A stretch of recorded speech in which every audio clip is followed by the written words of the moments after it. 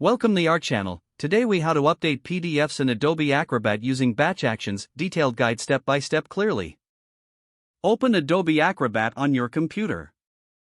Make sure you have the latest version for optimal functionality. Click on the Tools tab located at the top of the window.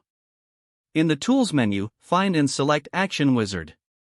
Select Create New Action to start configuring your batch process. From the available tools, choose the actions you want to apply to your PDFs. Common actions include Add Watermark, Edit Metadata, or Optimize PDF. Once you've chosen your actions, click Add to include them in your new action.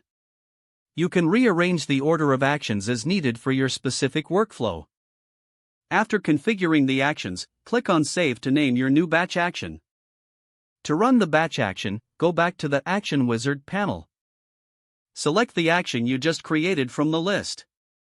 Click on Start to launch the batch process. A dialog box will appear asking you to select the files to update. Choose the PDFs you want to modify and click Open. You can include files from multiple locations by holding the Ctrl or Shift key while selecting. Once your files are selected, click on Start to begin the batch processing. Monitor the progress of the updates in the dialog box. Once complete, review any changes applied to ensure they meet your expectations. If necessary, repeat the process for any additional actions or files. After completing the updates, close the Action Wizard panel.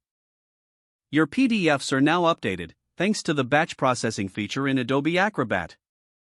This method simplifies managing multiple documents efficiently. If the page does not load, refresh the browser or try again in a private or incognito window. Make sure you are using the correct email address, then retype it carefully to avoid small typos.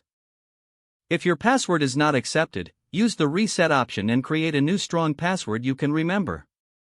Check your spam folder for verification or security emails, then complete any requested confirmation steps.